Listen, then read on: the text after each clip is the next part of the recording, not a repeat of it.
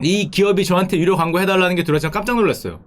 이게 진짜 회사 다닐 때 말로만 들어본 기업이 이건 깜짝 놀랐는데 거기가 어딨냐면 셉입니다. 셉이 뭐 하는 기업인지 아세요? 우린 쌉이라고 그러고 셉이라고도 하는데 여기 아래는 Systems Application and Production in Data Processing의 약자인데 셉이 우리는 잘 모를 수 있는데 회사 다니면 알죠? 저처럼 경영 기획이나 이런 데 있는 분은 너무 잘 아실 텐데 독일 시가총액 1위 기업이거든요. 1972년에 설립되고 기업 업무용 소프트웨어 기업인데 글로벌 기업이잖아요.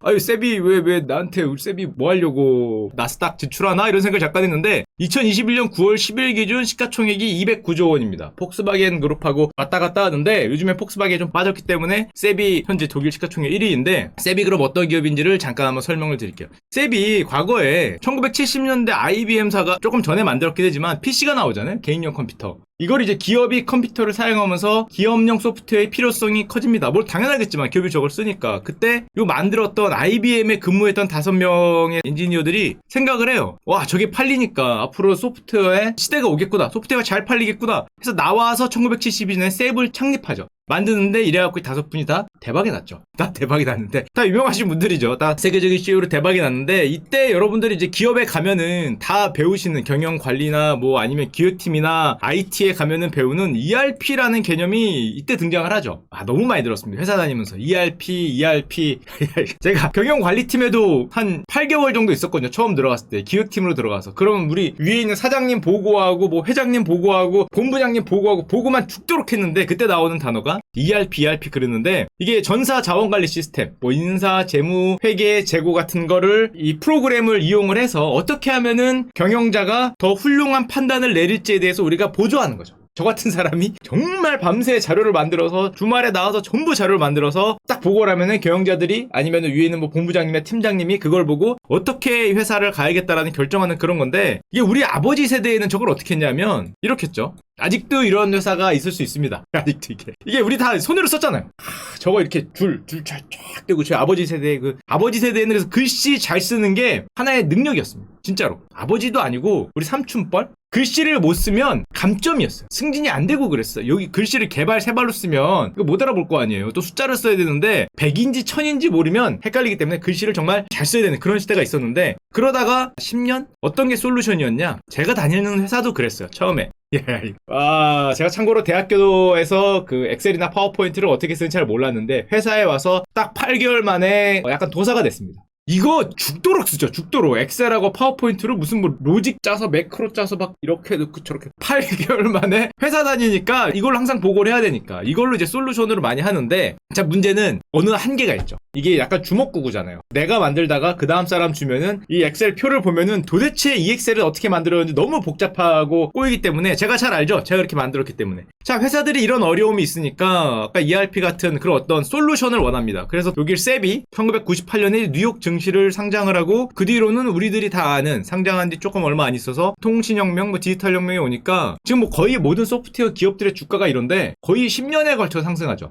우리나라 삼성전자 이랬으면 소원이 없겠는데 정말 꾸준하게 오른 소프트웨어 대표 기업 ERP 1위 기업이라고 할 수 있는데 근데 최근에 저런 셋뿐만 아니라 기업용 소프트웨어 기업들이 제가 여러 번 얘기했지만 진짜로 제2의 전성기입니다. 2019년 말에서 2020년 초부터 지금 거의 모든 소프트웨어 기업들이 제2의 전성기인데 그 이유가 있어요. 왜 그러냐? 얼마 전부터 한 4, 5년 전부터 기업들이 고민에 빠집니다. 우리나라도 고민에 빠졌죠. 카카오 같은 거, 네이버 같은 거 그런 플랫폼 기업들이 등장하니까 기존 기업들이 날아가잖아요. 어려움을 겪고 한마디로 그 미국에서부터 먼저 시작됐지만 그런 IT 기업 플랫폼 기업들이 무차별적으로 공격을 들어오거든. 무차별적으로 공격을 들어왔는데 맞서봐야 게임이 안 되는 거예요. 그러니까 기업 생존의 문제가 한 2010년 중반부터 생기다가 2020년 요즘에는 거의 뭐 맥스로 찼죠. 야 이렇게 되면 우리 망할 수 있다. 다른 애들은 이렇게 뭐 데이터도 있고 뭐 AI를 사용한다 그러는데 뭐 그러면서 뭔가 논리적으로 접근을 하는데 우리는 아직 이렇게 하고 있잖아요. 이거 심지어 웬만큼 규모가 있는 기업도 아직도 엑셀 쓰는 데 많이 있습니다. 제가 거기 있었으니까 엑셀 아직도 많이 써요. 이게 그래서 보니까 대응이 잘 안 되고 게다가 요즘에 친환경 구제 또 사람들이 재택근무를 하고 싶다? 근데 저렇게 엑셀을 쓰고 아직도 그러면은 저런 거에 대응하기도 힘들고 게다가 결정적으로 코로나가 오면서 너무 유명하잖아요. 언택트라는 단어가 일상적으로 쓰게 됐고 속도가 엄청나게 가팔라지니까 이제는 버틸 수 없다고 생각하는 기업들이 많죠. 게다가 어플리케이션 요즘에 거의 모든 기업들의 활동이 앱으로 하니까 아니면 원거리 작업을 많이 하다 보니까 요즘에는 게다가 여러 번 얘기 드렸지만 뭐 메타버스라는 이런 키워드까지 등장하면서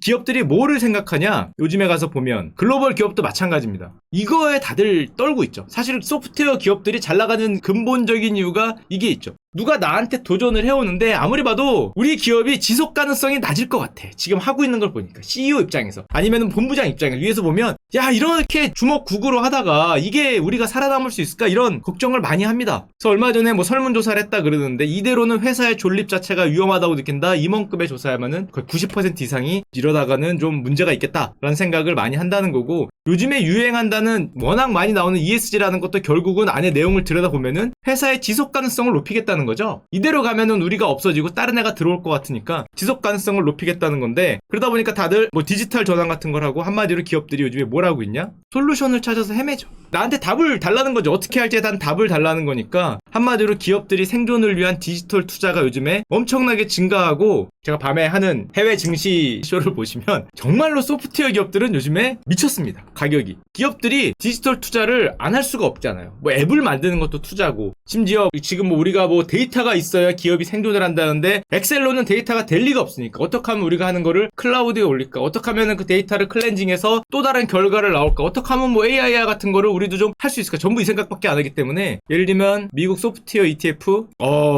이게 거의 반도체 ETF보다 더 가파르게 올라간 정말 몇 안 되는 ETF입니다. 이 소프트웨어 기업들이 여러분들이 좋아하는 소프트웨어 기업 생각해보면은 이거 안 좋은 기업이 거의 없을 정도로 거의 다 올라갔다고 볼 수 있고 요즘에 코스피가 뭐가 좋았냐? 올해 YTD, 올해 우리 코스피입니다. 한국에서도 보면 1등은 운송이고요.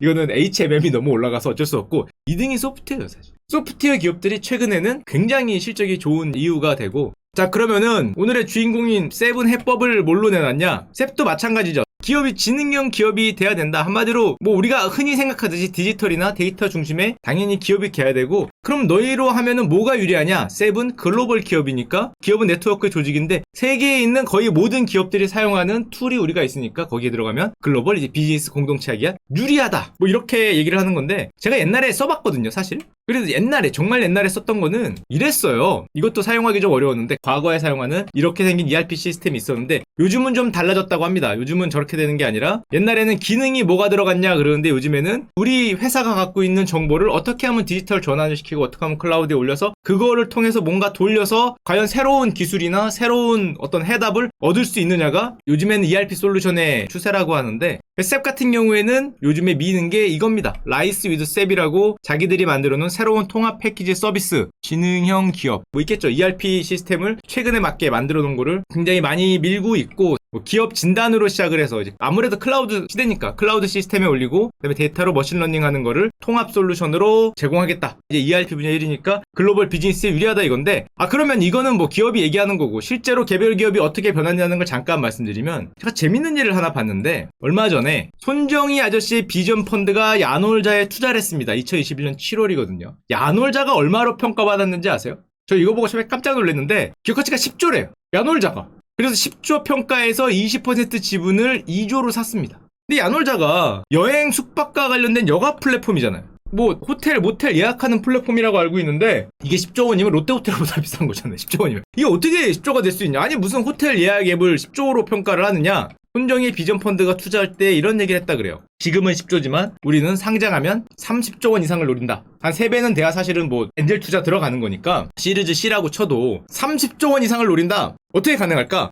호텔 모텔을 예약하는 앱만으로는 불가능하죠. 근데 야놀자가 투자 PT를 할 때 이런 얘기를 했대요.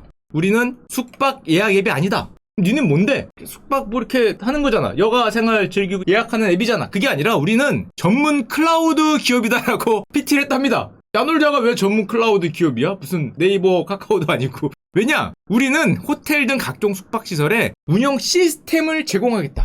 여기서 수익을 올리겠다고 얘기했다는데 이게 뭔 소리냐? 야놀자가 보기에 기존 여행업계는 뭐를 고민했냐? 이거 대부분 업계도 마찬가지인데 이렇게 고민한다는 거죠. 오프라인 업체가 어떻게 하면 온라인으로 갈 수 있을까? 대부분의 우리의 어떤 비즈니스 모델은 여기에 멈췄다고 생각을 한다는 겁니다. 에어비앤비처럼 오프라인과 온라인을 어떻게 통합하든지 어떻게 융합하든지 멈춰 있는데 근데 그렇게 되면은 뭐 그래도 플랫폼이고 잘 나가긴 하겠는데 딱히 이 수수료와 광고 외에는 수익 모델이 약하지 않냐? 이용자가 뭐 여기다가 돈을 많이 내라 그러면 누가 올 거예요? 그러니까 수익 모델이 약하다. 그러면 야놀자는 어떻게 해야 수익 모델이 세지고 어떻게 해야 기업 가치가 오르는데 이거를 주장했다고 하는데요. 야놀자 앱이 고객한테는 아까 말했듯이 여행에 관한 모든 것을 담은 앱이 맞는데 우리가 생각하듯이 여기 수수료하고 광고 있는 게 여기죠. 1번인데 자기들의 또 다른 고객으로 있는 모텔이나 호텔이나 뭐 여가 숙박업체한테는 2번으로 여기다가는 디지털 전환은 솔루션을 제공하겠다. 한마디로 이거기 때문에 자기들은 이 셉이나 뭐 오라클이나 뭐 이런 데 같은 전문 클라우드 기업이라는 거죠. 이거를 하겠다는 거죠. 이거를 강력한 수익 모델을 여기서 왜냐면은 이런 프로그램이 뭐 1, 2만 원 하지 않을 테니까 이런 프로그램을 제공하고 그러면은 고객이 이탈이 방지되고 그러면은 이 프로그램 유지 보수해야 되지 않겠니? 너희들이 야놀자에서 나갈 수도 없고 얘들이 돈을 훨씬 더 많이 낼 테니까 구독 경제를 할 수 있다. 그래 설라문에 야놀자가 주장하는 건 그래서 우리는 숙박 앱이 아니라 좀 어려운 표현이지만 SaaS라 그러는데 클라우드 소프트웨어 기업이다. 글로벌 숙박 시설의 클라우드 기반 운용 시스템을 파는 IT 기업이다.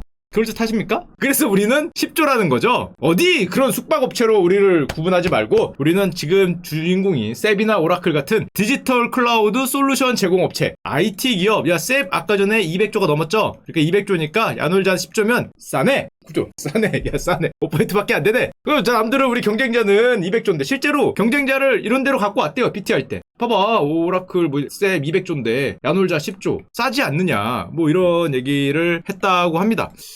혁신적인 것 같기도 하고 참고로만 말씀드리면은 SaaS라는 건 뭐 다 아시겠지만 IaaS, PaaS, SaaS 두 개가 있죠. 위로 올라갈수록 점점 넓어지는 건데 뭐 아실 필요는 없고 맨 밑에 있는 게 소프트웨어까지 한 번에 다 제공하는 클라우드 컴퓨팅 하는 소프트웨어까지 고객한테 다 제공하는 걸 하겠다는 건데 자 근데 야놀자가 이건 야놀자 전략이니까 하여튼 그래서 10조랍니다. 앞으로 30조를 꿈꾼다고 하고 요즘에는 기업들이 전략이 좋아야 되는 건 맞는 것 같아요. 근데 야놀자가 또 숙제가 생겼죠. 저렇게 변화를 하려면 그냥 모텔 앱이었으면은 모텔 앱이란다.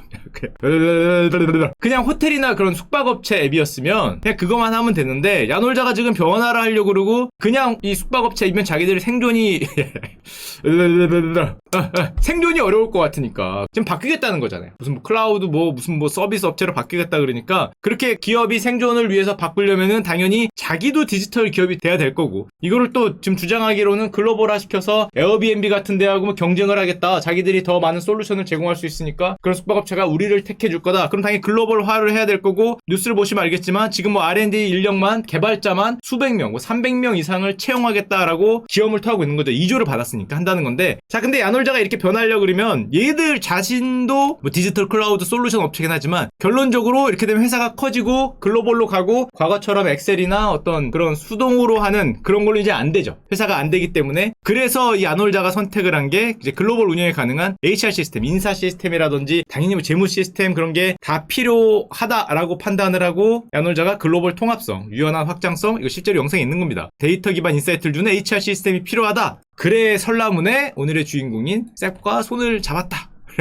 셉이 굉장히 자랑스러워하는 사례입니다. 야놀자가 저렇게 확장을 하려고 하니까 자기들이 그런 업체긴 하지만 확장을 하려고 그러니까 글로벌 솔루션이 필요했다. 글로벌 솔루션을 보니까 셉이 제공하는 이런 ERP 솔루션, HR 솔루션을 사용할 수밖에 없었다. 그래서 HR 디지털 트랜스포메이션이라고 하는데 그래서 우리가 야놀자에 이렇게 길을 열어줬다는 걸 굉장히 자랑스럽게 생각한다고 하고 또 다른 사례를 보면 이게 재밌는 사례인데 골프존이 있거든요. 골프존이 우리가 가서 그냥 뭐 1, 2만 원 내고 이렇게 스크린 골프 치는 데잖아요. 근데 단지 스크린 골프 치는 데라고 하면은 가격을 못 받죠. 그러니까 가치가 낮잖아요. 뭐 노래방 지점하고 뭐가 달라? 이게 뭐 호프집 지점하고 다를 게 없는데 골프존이 그렇게 접근하는 게 아니라 이렇게 생각하는 거죠. 매일 12만 명의 골퍼들이 우리한테 와서 1년에 6천만 라운드를 실행하는 데이터 기업이다. 매일 뭐 10만 명 넘는 인원들이 와서 엄청나게 많은 라운드를 실행하고 거기에 대한 데이터를 가지고 있는 건 우리밖에 없다는 거죠. 이거는 아무도 가지지 못하는 오프라인 업체들이 가질 수 없겠죠. 오프라인 업체들은 그거 옆에서 뭐 야, 제 몇 미터 쳤어요 기록하는 거 아니니까. 근데 우리는 여기에 대한 골프에 관한 모든 데이터를 다 가지고 있다. 요즘엔 기업들이 이렇게 접근을 하죠. 예를 들면 타수에 따라서 슬라이스가 나는 확률 이게 처음에 초보들은 다 슬라이스잖아요. 근데 어느 순간에 어떻게 치면 훅이 나더라. 아니면 뭐 이 타수에 따라서 어떤 애는 뭐 82 타고 어떤 애 100 타고 그런데 백돌이들은 3m 거리에서 파4팅 할 때 성공 확률이 몇이지? 나이별로 뭐 20살, 30살, 40살별로 비거리가 어떤 차이가 있지? 어느 방향으로 가지? 어떻게 해야 되지? 야 여자 남자 차이가 뭐지? 뭐 인종별 이런 정보가 자기들은 갖고 있다는 거죠. 자기들은. 남들은 모르는데 이거는 뭐 KPGA도 없다 이거죠. LPGA도 없다. PGA도 없다. 이거 니들을 손으로 이거 해봐야 자기들은 치니까 정보가 지금 다 입력이 되는데 우리가 이 분야에서는 짱이니까 그러면 그러면 이 데이터를 가지고 어떻게 해야 되는 거야? 데이터는 있지만 그냥 이 데이터를 갖고 있으면은 그건 버려진 데이터잖아요. 이거를 클렌징한 데이터로 바꿔서 그 데이터를 통해서 어떤 거를 뽑아내야 그거를 돈을 받을 수 있을까? 뭐 예를 들면 뭐 골프초 회사나 골프공 회사든지 아니면 뭐 프로들한테도 뭐 줄 수 있을 거고, 사실은 이건 골프존뿐만 아니라 요즘에 프랜차이즈 하는 기업들은 사실은 거의 다 이렇게 접근을 합니다. 여기 뭐 AI를 통해서 돌려야겠지, 정보를 갖고. 예를 들면 요건 제 상상인데요. 헬스장도 뭔가 엄청나게 프랜차이즈가 되면은 수만 명이 수십만 번의 3대 운동을 하겠죠. 그럼 뭐 3대 300 가장 빠르게 가는 방법이라든지 뭐 나이별로 어떻게 해야 된다든지, 이거 유튜버들 많잖아요. 유튜버분들 많고 전문가들 많은데 결론적으로 그 엄청난 데이터를 돌리면 그게 최선이냐고 물어볼 수 있겠죠. 뭐가 정답인지 AI가 알려주겠죠. 야, 아니야. 야, 허리 뒤로 빼. 아니야, 12.5cm가 국률이다. 얘기를 해줄 거 아니에요. 그렇게 하면 허리 다친다. AI가 분명히 옆에서 이렇게 또 이게 옆에서 시어머니 역할을 하게 되는데, 한마디로 기존의 방법이 날아가는 현상. 이게 앞으로 많은 데서 보일 건데 가장 많이 보이는 게 바둑이죠. AI가 등장을 하니까 기존 정석이 날아갔습니다. 알파고님 덕분에 많이 날아갔는데, 이게 뭐 골프에서도 마찬가지죠. 다만 골프장 입장에서는 많이 들어온 그 정보를 어떻게 활용하느냐. 그냥 뭐 수기로 주구장창 쓰거나 엑셀로 뭐 하거나 해서는 답이 나오지 않는 거니까. 그래서 골프존도 이거를 깨닫고 전체 어떤 자기들 뭐 4,000개가 넘는 망에 쏟아있는 데이터들을 다 모으고, 가맹점의 데이터를 모아서 어떻게 분석을 해서 뭐 AI를 돌려서 뭐 클라우드에 올려서 많은 뭔가를 막 돌려서 뭔가 새로운 결과를 내겠죠. 이게 답이다. 이런 식으로. 그럼 이 답에 대해서는 전 세계 어느 기업보다 내가 잘한다, 이렇게 되는 거니까, 그걸 하기 위해선 역시 오늘의 주인공인 셉이 자랑을 하는 애널리스트 클라우드 시스템의 사례화 됐습니다. 그래서 이거를 하려면은 뭔가 시스템이 있어야 되니까 그 시스템 자체를 골프존이 만들 수는 없으니까 그 솔루션으로 셉을 뭐 활용해 줬다는 건데, 역시 셉에 가서 제가 인터뷰를 해보니까 정말 자랑스러워 하더라고요. 예를 들면 뭐 이런 거죠. 뭐 이런 식으로 이렇게 해서 얘네는 뭘 했고 얘네는 뭐 했고 얘네는 뭐 해서 이걸 다 모으니까 결론적으로 어떤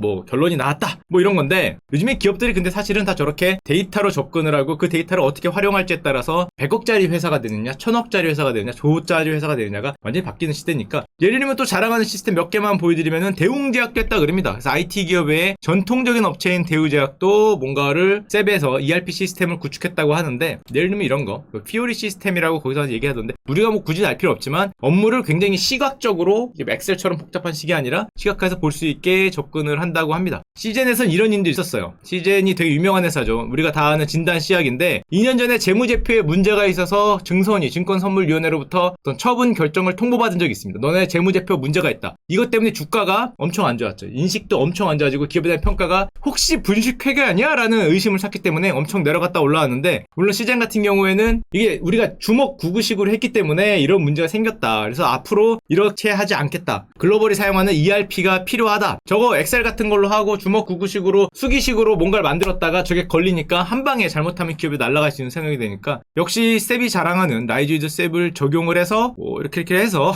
이렇게 해서 기존의 저런 리스크를 이제 감경시켰다는 거죠. 자, 그래서 결론적으로 요즘 보면은 대기업들은 사실 이미 엄청난 비용을 들여가면서 디지털 전환을 하고 있죠. 삼성전자는 2021년 4월 8일날 13년 만에 ERP 시스템을 바꾼다라는 뉴스가 나왔는데, 저 대기업에도 있어봤지만 엄청나게 IT에 돈을 쓰죠. 뭐 당연한 거지만은, 반면에 저게 비용이 그렇게 만만치 않기 때문에 우리나라 중견기업들이나 중소기업들은 아직은 상대적으로 준비가 덜 됐고, 정부도 그것 때문에 중견기업의 디지털 뭐 전환을 위해서 뭐 디지털 혁신센터를 개설한다든지 뭔가 지원을 하는데, 마찬가지로 오늘 셉이 여러분들한테 얘기하고 싶은 것도, 중소기업도 중견기업도 아까 전에 말했던 골프존이나 그런 데도 그렇게 대기업은 아니니까, 변화에 따라서 또 어떤 데이터 기업으로, 어떤 클라우드로 활용하거나 AI를 활용한 데이터 기업으로 업그레이드를 하면 지금보다 가치를 훨씬 더 많이 올릴 수 있고, 요즘에 글로벌로 소프트웨어 기업들이 잘 나가는 이유가 그거고, 셉 같은 경우에 이제 라이즈 위즈 셉이라는 패키지로 여러분들을 지원하고 있다 라고 얘기하는 게 오늘의 숙제입니다. 근데 맞는 얘기죠. 저걸 여력만 된다면은 당연히 뭐 해야 되는 일이고, 언제나 아마 CEO 분들이나 임원분들은 머릿속에 항상 해야 되는 일이라고 아마 생각을 하고 있을 거예요. 특히 IPO를 앞둔 기업이라면은 방금 전에 시젠처럼 잘못하면 한 방에 날아가는 게 IPO이기 때문에 몸살해야죠. 항상 투명하게 해야 되고 회계 기준 다 충족해야 되고, 그런 기업들이라면은 당연히 데이터와 디지털화를 꿈꾸지 않을까 생각을 하고, 셉 중소 중견기업을 검색하면은 포털에서 확인할 수 있고, 들어가시면은 여러분들의 기업에 맞는 ERP 솔루션, 우리나라 중소기업 중견기업들도 다 디지털 회사가 되기를 기원 드립니다.